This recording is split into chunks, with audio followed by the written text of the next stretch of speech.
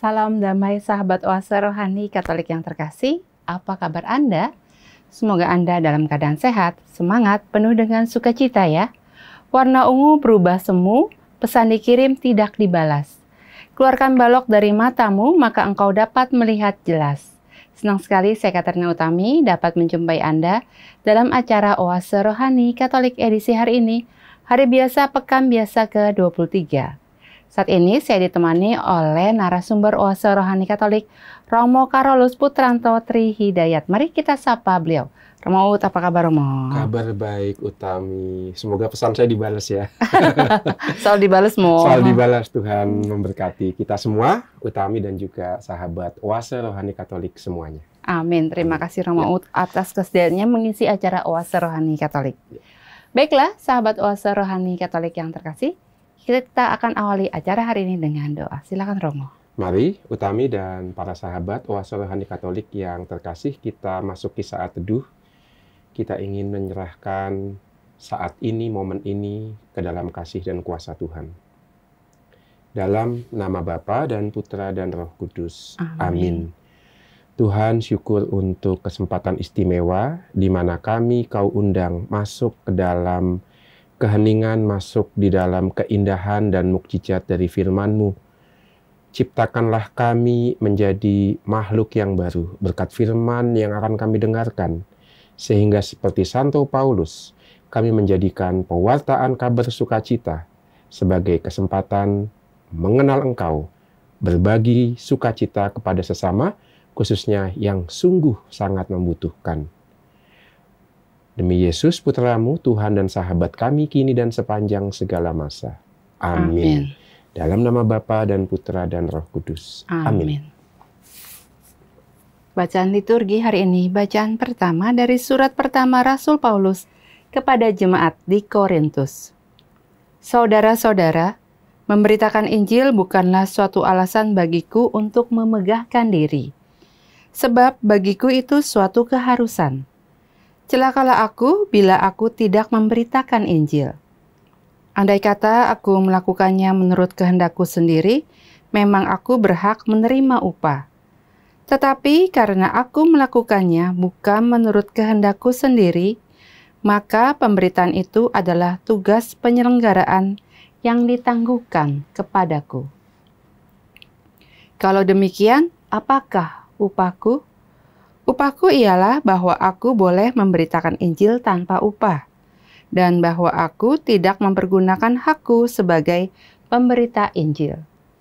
Sebab sekalipun aku bebas terhadap semua orang, aku menjadikan diriku hamba semua orang, supaya aku dapat memenangkan orang sebanyak mungkin. Bagi semua orang, aku menjadi segala-galanya, supaya sedapat mungkin memenangkan beberapa orang di antaramu. Segala-galanya itu kulakukan demi Injil, agar aku mendapat bagian di dalamnya. Tidak tahukah kalian bahwa dalam gelanggang pertandingan semua peserta turut berlari, tetapi hanya satu orang saja yang mendapat hadiah? Karena itu larilah begitu rupa sehingga kalian memperolehnya. Tiap-tiap orang yang mengikuti pertandingan menguasai dirinya dalam segala hal. Mereka berbuat demikian untuk memperoleh suatu mahkota yang fana, tetapi kita untuk memperoleh suatu mahkota yang abadi. Sebab itu, aku berlari bukan tanpa tujuan, dan aku bertinju bukan dengan memukul sembarangan. Sebaliknya, aku melatih dan menguasai di tubuhku sepenuhnya. Jangan sampai aku sendiri ditolak sesudah memberitakan Injil kepada orang lain. Demikianlah sabda Tuhan. Syukur kepada Allah. Marilah kita tanggapi dengan mazmur tanggapan referen. Betapa menyenangkan tempat kediaman-Mu ya Tuhan semesta alam. Betapa menyenangkan tempat kediaman-Mu ya Tuhan semesta alam. Jiwaku merana karena merindukan pelataran Tuhan. Jiwa dan ragaku bersorak-sorai kepada Allah yang hidup. Betapa menyenangkan tempat kediaman-Mu ya Tuhan semesta alam. Bahkan burung pipit mendapat tempat dan burung layang-layang mendapat sebuah sarang, tempat mereka menaruh anak-anaknya. pada mezbah-mezbahmu ya Tuhan semesta alam, ya Rajaku dan Allahku. Betapa menyenangkan tempat kediaman-Mu ya Tuhan semesta alam. Berbahagialah orang yang diam di rumah-Mu, yang memuji-muji Engkau tanpa henti. Berbahagialah para peziarah yang mendapat kekuatan daripada-Mu, yang bertolak dengan penuh gairah. Betapa menyenangkan tempat kediaman-Mu ya Tuhan semesta alam. Sebab Tuhan Allah adalah benteng dan perisai. Kasih dan kemuliaan Ia berikan. Ia tidak menahan kebaikannya dari orang yang hidup tidak bercela. Betapa menyenangkan tempat kediaman-Mu ya Tuhan semesta alam. Kita siapkan hati kita mendengarkan Injil Tuhan. Haleluya. Haleluya. Sabda-Mu ya Tuhan adalah kebenaran, kuduskanlah kami dalam kebenaran. Haleluya. Haleluya. Tuhan bersamamu. Dan bersama rohmu. Inilah Injil suci menurut Santo Lukas. Dimuliakanlah Tuhan. Pada suatu ketika, Yesus menyampaikan perumpamaan ini kepada murid-muridnya. Katanya, mungkinkah seorang buta membimbing orang buta? Bukankah keduanya akan jatuh ke dalam lubang? Seorang murid tidak melebihi gurunya, tetapi orang yang sudah tamat pelajarannya akan menjadi sama dengan gurunya. Mengapa engkau melihat selumbar dalam mata saudaramu, sedangkan balok dalam matamu sendiri tidak kau ketahui? Bagaimana mungkin engkau berkata kepada saudaramu, saudaraku, biarlah aku mengeluarkan selumbar dalam matamu, padahal balok dalam matamu tidak kau lihat. Hai orang munafik, keluarkanlah dahulu balok dari matamu, maka engkau akan melihat dengan jelas untuk mengeluarkan selumbar itu dari mata saudaramu. Demikianlah sabda Tuhan. Terpujilah Kristus. Sahabat Oase Rohani Katolik yang terkasih, setelah kita mendengarkan bacaan liturgi pada hari ini, mari kita dengarkan permenungan yang akan disampaikan oleh Romo Uut. Ya Romo, dalam sesi yang pertama ini Romo, dari bacaan pertama nih mengenai Santo Paulus nih Romo. Iya, Santo Paulus. Iya. Ya, puji Tuhan kita mendengarkan kesaksian Santo Paulus dari bacaan pertama. Itu satu kesaksian tentang bagaimana orang bisa diubah seluruh pribadinya setelah punya pengalaman iman, yaitu pengalaman berjumpa dengan Tuhan Yesus dalam komunitas muridnya, yaitu gereja. Maka lihat bagaimana Santo Paulus berubah di situ ya. Sebelumnya kita mengenal dia sebagai Saulus. Sebagai Saulus, dia itu kan pengen mendapatkan tempat yang penting dalam orang Yahudi, khususnya dalam kelompok Farisi di mana dia dibesarkan ya. Jadi dia pengen mendapatkan tempat paling penting, mendapatkan satu tempat kehormatan. Maka untuk itu dia mencari cara, salah satunya dengan menangkapi para pengikut Tuhan atau pengikut jalan di Yerusalem. Tapi apa yang terjadi ketika dia sudah berjumpa dengan Tuhan Yesus berubah total ya. Semua penghargaan, semua penghormatan duniawi dia anggap sekarang sia-sia, bahkan dia anggap sampah. Karena satu-satunya yang ingin dia kenal adalah Kristus dan kuasa kasih-Nya. Itu dia, berubah total. Maka bisa kita bayangkan apa yang kita dengarkan dalam bacaan pertama juga mengungkapkan iman itu ya. Kalau Paulus mewartakan Injil, itu bukan satu hal yang pengen dia jadikan alasan untuk sombong. Itu udah lewat deh. Dulu dia begitu dulu. Ya, menangkapin murid Tuhan, ya kan, minta izin kepada pemimpin orang Farisi, Gamaliel itu untuk dapat menangkap dan menyerahkan murid Tuhan. Itu dulu dia begitu. Tapi setelah kenalan sama Yesus, dia nggak begitu lagi. Maka dia mengatakan, kalau aku mewartakan Injil, itu bukan alasan untuk bermegah, itu bukan alasan untuk bersombong. Lalu kenapa kamu kok mewartakan Injil? Ya karena kalau aku nggak mewartakan Injil, celakalah aku gitu kan. Jadi seolah-olah setelah mengenal Yesus tuh dia nggak bisa melakukan hal lain selain mewartakan kabar sukacita. Nggak bisa selain berbagi pengalaman iman yang dia terima dari Tuhan sendiri ini. maka betul yang dikatakan Bapak Paus Fransiskus ya. Orang yang sudah disentuh oleh Yesus itu nggak akan pernah berdiam diri.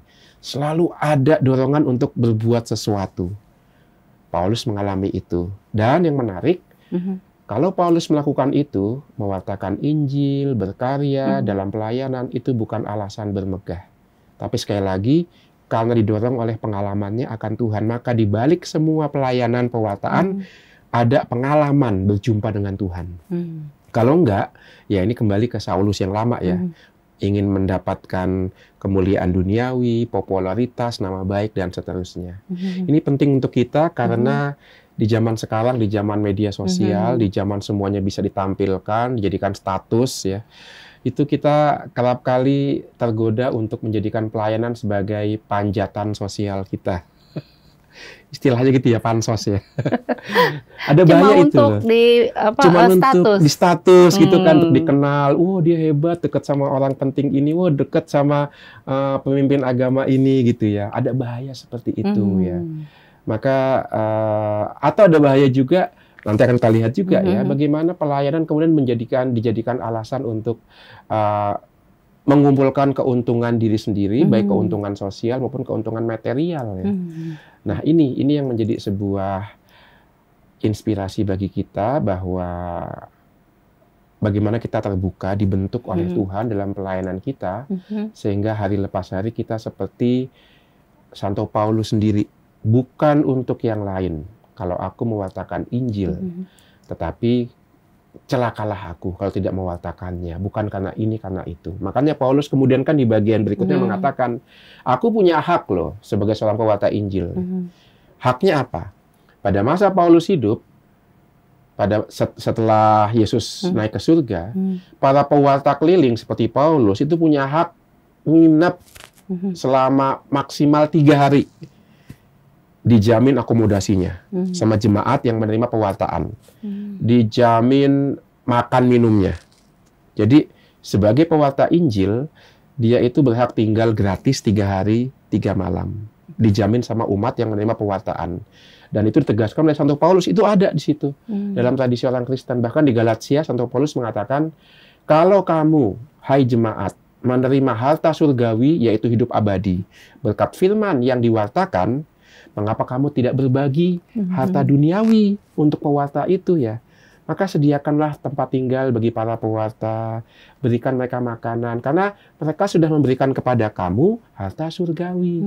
Bagikanlah sedikit harta duniawi kepada para pewarta. Ini hak yang diberikan kepada pewarta. Tetapi ada bahaya, bahkan di zaman Paulus, para pewarta kemudian memanfaatkan itu. Mentang-mentang bisa tinggal gratis 3 hari gitu ya. Lalu, nginap lagi, mumpung di sini jemaatnya lumayan basah gitu kan ya. Mau lebih lama. Banjir mah bukan basah. Banjir ya kan. Lumayan makmur lah maksudnya gitu ya. Mau lebih lama lagi 4 hari, 5 hari ya. Bahkan kemudian setelah extend ya, perpanjangan waktu tinggal lebih lama, minta emas, minta perak. Ini memanfaatkan. Paulus mengatakan, aku punya hak tinggal 3 hari. Aku punya hak dapat jatah makan minum gratis, tapi aku tidak ngambil itu semua ya. Untuk mengatakan bahwa mewartakan Injil bagiku adalah sukacita. Aku mau ambil bagian dalam sukacita itu. Maka Paulus itu kan dia mengongkosi sendiri pewartaannya. Dia bekerja sebagai tukang tenda. Maka untuk mengongkosi pewartaannya, dia nggak mau menggunakan fasilitas yang sebenarnya haknya dia, itu tinggal di rumah umat 3 hari maksimal. Dia milih tinggal di losmen atau tinggal di pinggir jalan. Aku tidak sederhana mau. Sederhana. Dia tidak mau mengambil hak sebagai pewarta untuk menunjukkan ini kulakukan semata-mata karena aku happy kok dengan ini. Bukan karena popularitas, untuk karir, jenjang sosial, bukan juga untuk material, tapi celakalah aku kalau nggak mau lakukan ini. Ini satu hal yang bisa kita timba dari Santo Paulus ya. Nah, ini mewartakan Injil ini dalam arti semua umat bisa mewartakan Injil atau bagaimana? Terus mewartakan Injil itu apakah kita harus berkoar-koar atau harus bagaimana nih? Iya, bagus itu. Persis di situ dia. Nah, siapa yang bisa mewartakan Injil? Jadi di zaman Paulus itu kita bisa bayangkan ya, komunitas Kristen itu belum banyak menyebar ya. Karena kan 12 rasul masih dalam tanda kutip di zona nyaman di Yerusalem. Ya, mereka diterima oleh orang Yahudi karena mereka Kristen Yahudi ya. Enak gitu loh. Jadi ngapain pindah-pindah. Tetapi ada beberapa orang Kristen dari kelompok Yunani, jadi memang orang Yahudi tetapi nggak bisa ngomong Ibrani lagi.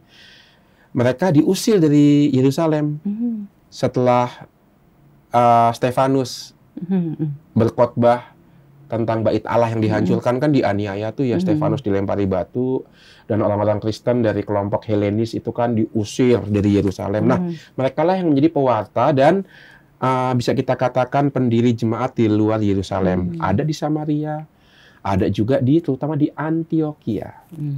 Nah, Paulus ditarik oleh Barnabas untuk menjadi salah satu pengajar di Antioquia.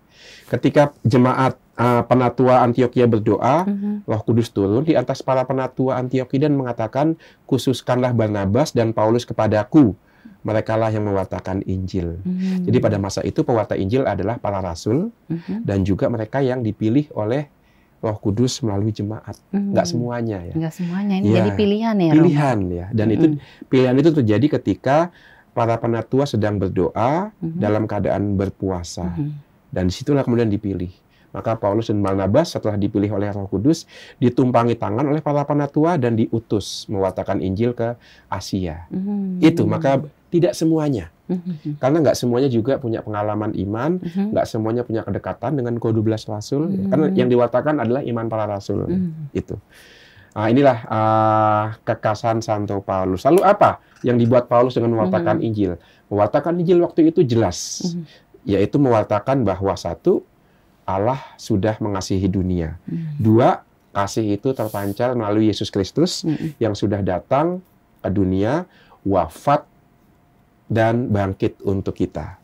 Dan yang ketiga, kita diundang untuk menanggapi kasih itu dengan cara bertobat dan memberikan diri dibaptis. Itu pewartaannya.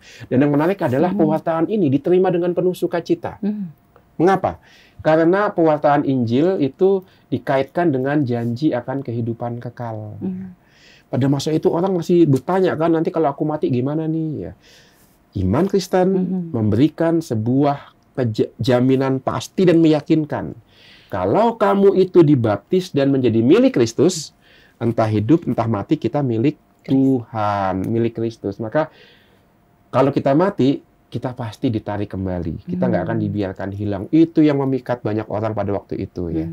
Karena kan pada waktu itu orang bertanya-tanya nih, kalau mati gimana nih? Apalagi kalau mati sebagai budak, apalagi kalau mati perang, apalagi kalau mati tenggelam, kecelakaan, gimana jiwa kita? Iman Kristen memberikan keyakinan itu. Makanya tidak heran, walaupun ada penganiayaan, ada pengajaran, banyak orang bertobat jadi pengikut Tuhan. Berkat pewartaan ini. Dan tidak hanya dengan kata-kata, tapi juga dengan teladan dan pengajaran itu. Jadi dengan teladan ya, Mo? Bukan cuma teori nih. Bukan cuma teori. Wah, kalau cuma teori, banyak filosof juga bisa ya kan. Tetapi kenapa pewartaan para rasul, khusus Santo Paulus yang kita jadikan fokus pada kesempatan ini itu begitu dahsyat ya, karena ada teladannya. Makanya ada kata dan perbuatan itu menjadi satu dalam penyebaran Injil. Makanya Paulus kan kuat sekali ya. Aku punya hak untuk dapat akomodasi, dapat makan siang, nggak makan siang gratis juga sih, tapi makan siang, makan malam gratis ya. Tapi itu nggak kuambil. Itu kan teladan yang luar biasa. Dan itu memikat. Makanya Santo Paulus begitu kuat pewartaannya, karena apa yang dia katakan, itu juga yang dia lakukan dan yang dia wujudkan. Itu kekuatan Santo Paulus ya. Nah, ini juga berarti bahwa kita di zaman sekarang ini untuk seperti Santo Paulus ini, berarti ketika kita mewartakan Injil itu juga tidak mengharapkan sesuatu dari dunia ya, Romo?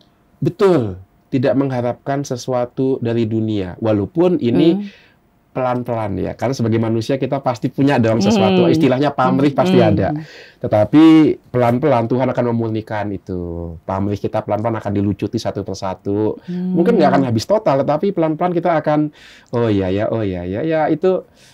itu sejak zaman para rasul sudah seperti itu.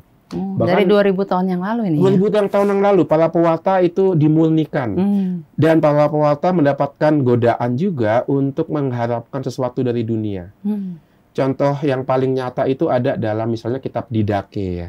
Kitab Didake itu satu kitab yang sangat kuno tentang katekese gereja perdana. Dalam kitab Didake dikatakan begini, kalau ada seorang pewarta atau seorang nabi yang keliling dan kemudian tinggal di rumahmu selama lebih dari 3 hari, jangan percaya apa kata dia. Tuh. Jadi kalau pengen extend lebih dari 3 hari, itu jangan percaya, karena dia pasti pengen sesuatu tuh. Atau kalau ada seorang pewarta yang ketika dia meninggalkan tempat di mana dia menginap dalam pewartaan itu, kemudian dia minta emas dan perak, jangan dengarkan. Wah itu, bayangkan 2000 tahun yang lalu sudah ada peringatan seperti itu. Artinya kan ini godaan yang terus muncul dalam pelayanan, dalam pewartaan ya. Bahwa pewarta dan pelayan Tuhan, sabda Tuhan pun itu masih mencari sesuatu dari dunia ini. Emas, perak, ya. Keuntungan duniawi, koneksi. Ya. Itu godaan-godaan yang sudah sejak zaman Paulus, zaman Matius, zaman kitab Didake ditulis sudah ada. Maka bacaan hari ini bagus sekali mengingatkan kita untuk menyadari kalau aku memberikan diri untuk pelayanan pewartaan, siap-siap dimurnikan pamrih-pamrihnya. Pelan-pelan ini ya, Romo. Pelan-pelan dan menyakitkan. Tetapi ingat menyakitkan karena apa? Karena akan diberikan sukacita yang jauh lebih besar yang dikatakan Paulus. Sukacita itu lebih besar ya, Romo, daripada sesuatu hal-hal yang duniawi. Iya, jauh damai, sukacita itu yang nggak bisa dibeli itu. Sahabat Wasrohani Katolik yang pernah punya pengalaman iman pasti tahu ya sukacitanya bagaimana. Mungkin bisa dibayangkan sukacita Ibu Teresa dari Kalkuta yang kita kenangkan waktu misa dengan Bapak Paus di GBK ya. Itu kan peringatan Salda Teresa dari Kalkuta ya. Itu meninggalkan semua pamrih-pamrih dunia, sukacita Ibu Teresa adalah melihat orang yang miskin, orang yang sengsara tersenyum. Itu sukacitanya seperti melihat malaikat itu sendiri ya, itu melihat yang dilayani tersenyum ya. Nah, sebagai penutup untuk bisa membayangkan sukacita itu ada teman saya seorang imam. Dia rutin dan setia melayani orang-orang yang di penjara ya. Lalu rekan imam lainnya itu bertanya, ngapain sih kamu kok setia di penjara ya? Melayani di penjara buat apa? Untungnya apa? Emang teman-teman yang kamu layani di penjara itu ngasih kamu donasi ya. Bisa membantu kamu membangun gereja ya. Malah tekor ya, Romo. Malah tekor. Pelayanan di penjara untungnya apa? Terus jawaban imam itu bagus sekali ya. Ya memang keuntungan duniawi materi nggak ada. Saya nggak terkenal, saya nggak punya koneksi, ya, di penjara semua. Tapi kalau saya melihat mereka dalam penjara tersenyum, itu happy-nya, itu keuntungannya. Itu nggak bisa dibeli ya, Romo? Itu nggak bisa dibeli. Melihat mereka yang ada dalam kesulitan tersenyum. Karena kebersamaan dalam iman itu keuntungannya. Itu dia sukacita kita. Ya, baiklah Romo, terima kasih untuk renungannya di sesi yang pertama ini. Semoga kita semua yang juga mendengarkan dapat mencontoh ya Romo, mewartakan Injil itu dengan sukacita. Iya, betul. Baiklah, sahabat Oase Rohani Katolik yang terkasih, kita akan akhiri dulu, nanti kita akan jumpa kembali di sesi yang kedua, tetaplah di tempat Anda.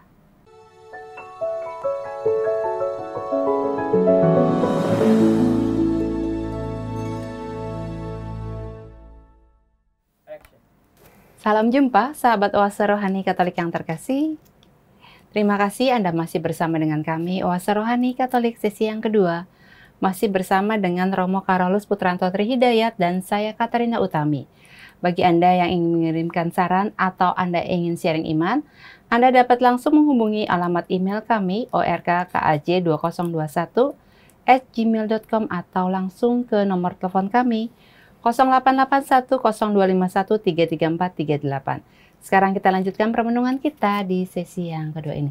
Ya, Romo Ut, sesi yang kedua ini membahas mengenai Injil Lukas nih, Romo. Iya. Perumpamaan mengenai seorang buta membimbing orang buta. Iya.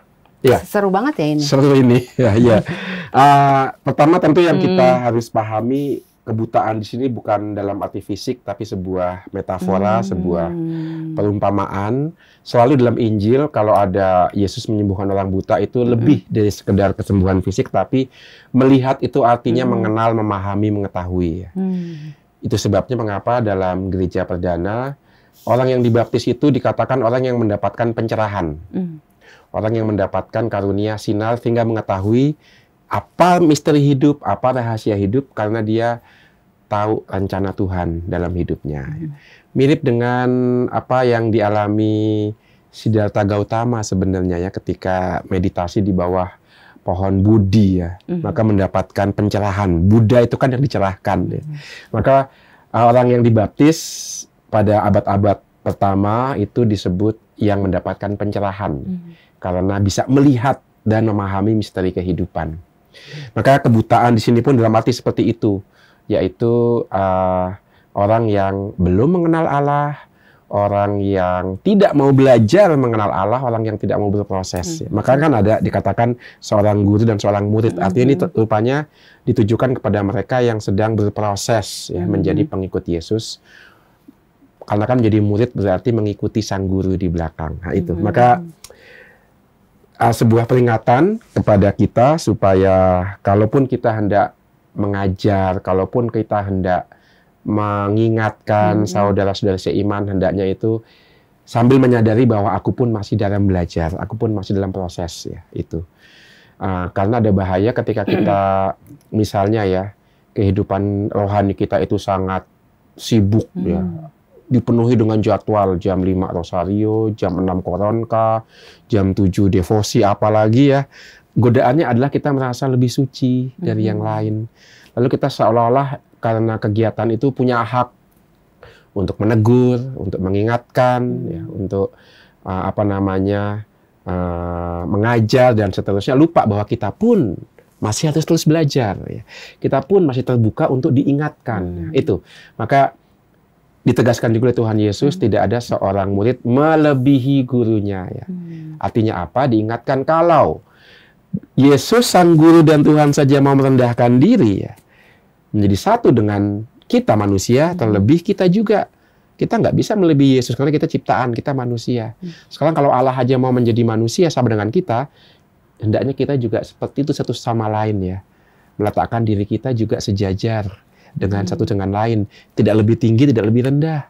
Kadang-kadang kan dalam kehidupan beriman ya, kita cari mana nih yang lebih tinggi, mana yang lebih rendah ya, tinggi-tinggian ya, gitu ya.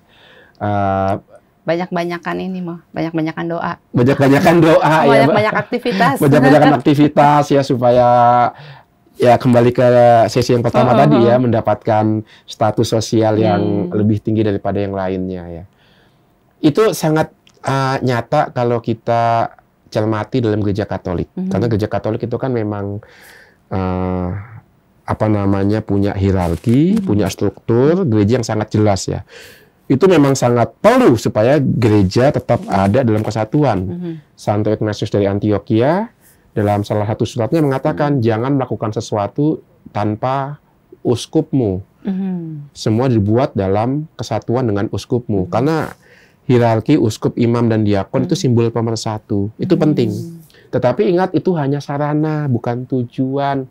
Dan bukan yang utama. Yang utama adalah kasih persaudaraan itu. Kalau ada struktur, ada organisasi, tujuannya satu, supaya kita teratur dan supaya kita belajar saling mengasihi. Dalam gereja Katolik Indonesia kan jelas juga strukturnya ya. Kalau kita lihat di paroki di Jawa misalnya, khususnya di Jakarta, itu kan jelas dari yang paling kecil lingkungan. Di atasnya wilayah. Ada dewan paroki harian. Lalu naik ke ketua paroki itu imam. Imam pun bisa naik menjadi romo deken. Romo deken lagi masuk romo kuria. Wah, romo kuria kalau beruntung itu jadi uskup ya kan. Itu kan jenjangnya jelas banget. Ada bahaya kemudian apa yang dulunya dibuat untuk menjaga kesatuan itu dipandang sebagai karir. Karir eklesial, karir gerejawi. Jadi ketua lingkungan dulu. Kalau naik-naik, ketua wilayah. DPH yang sering difoto sama Romo, ya kan, yang dekat sama nanti kalau ada kunjungan uskup, DPH itu kan yang paling sering ya dekat ya, dilantik atas SK uskup juga kan DPH dan seterusnya. Enggak, bukan itu tujuannya. Semua yang ada dalam gereja Katolik itu bukan jabatan, bukan jenjang karir. Semua itu fungsinya satu, melayani satu sama lain. Persis yang seperti yang dikatakan Tuhan Yesus ya kan, ya. Itu adalah untuk pelayanan. Kalau kamu hendak yang menjadi yang paling besar, hendaklah kamu menjadi pelayan satu sama lain. Itu dia. Kalau itu nggak dibuat, kita merasa lebih tinggi, lebih hebat, punya hak menegur orang lain, maka Tuhan Yesus mengatakan, bagaimana kamu bisa menegur orang lain? Orang kamu juga ada kok balok di matamu. Nggak kelihatan itu ya, Romo? Itu dia nggak kelihatan karena kita sudah merasa posisi kita lebih tinggi dari yang lain. Ya. Ada satu joke nih, satu joke yang untuk saya sih sangat mengena gitu ya. Katanya di api penyucian itu nggak ada ketua lingkungan. Adanya? Ketua lingkungan langsung masuk surga. Karena penyuciannya udah dialami di dunia ini ketika melayani umat lingkungannya. Ketua lingkungan itu kan dalam kehidupan bersama kan yang paling capek ya, Mas. Tanda tangan kalau ada yang mau menikah, tanda tangan ada yang sakit, tanda tangan ada yang kematian. Wah. Belum lagi kalau ke rumah umat mau. Apa? Ketok-ketok rumah umat. Nggak dibukain Ketok-ketok pintu. rumah umat nggak datang itu dibukain. si online makanan. Dibukain langsung. Nah, itu dia. Aduh, iya kan? Nggak hanya ngabisin waktu, tenaga, pikiran, kadang-kadang emosi juga. Emosi jiwa mau. Emosi jiwa, itu dia makanya. Ketua lingkungan itu yang paling lelah ya. Tapi anehnya, banyak ketua lingkungan walaupun lelah, begitu sukacita loh. Sangat sukacita. Sangat sukacita karena tahu kelelahan ini dibayarkan dengan banyak umat hati yang damai. Terima kasih ya. Bayangkan cerita konkret. Satu anak dari keluarga yang bisa dikatakan maaf ekonominya pas-pasan ya. Berhasil dengan baik karena apa? Dapat beasiswa di luar negeri.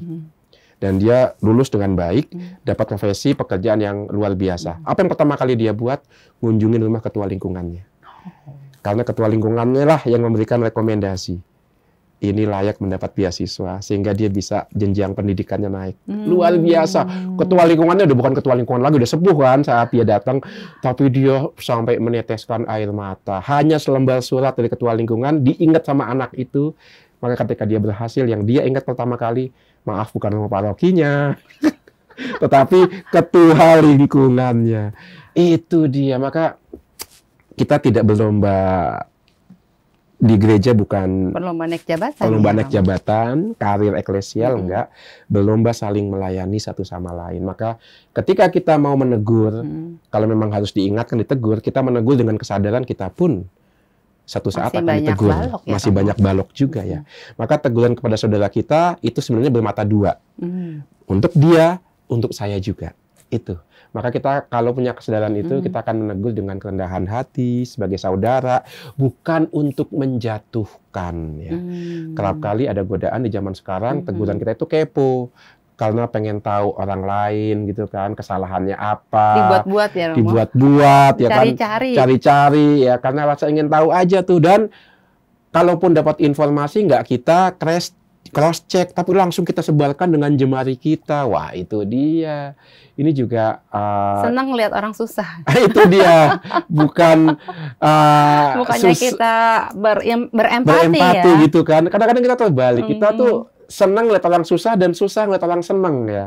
Harusnya kan kita senang lihat orang lain lepas dari kesusahannya. Itu kesenangan kita harusnya seperti itu. Nah, ini maka sabda Injil hari ini mengingatkan kita, satu, untuk paham bahwa dalam hidup beriman, dalam hidup menggereja tidak ada saingan ya untuk menjadi siapa yang lebih tinggi di atas yang lain, tidak, tetapi kita hidup setara sebagai saudara.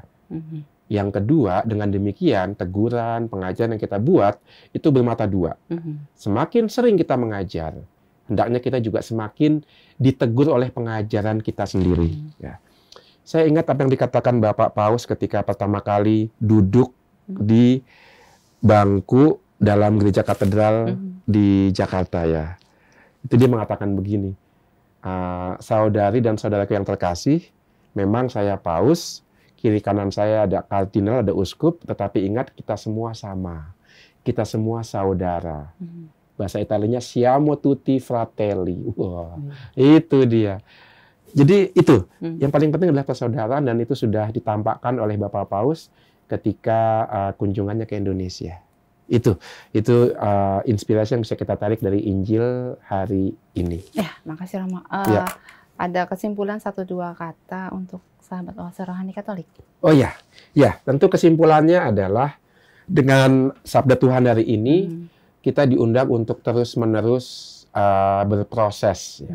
Kalau kita punya momen mengajar, kalau kita punya momen menegur, kita juga perlu ingat bahwa kita pun masih harus banyak belajar, kita pun masih harus banyak terbuka untuk kritikan dan teguran ya. Jangan karena posisi dalam pelayanan kita itu memang di tempat pengambilan keputusan dan orang lain yang melaksanakan, jangan sampai karena itu kemudian kita merasa lebih tinggi ya, enggak. Seperti yang diteladankan, ditunjukkan Bapak Paus, kita semua saudara, satu sama lain.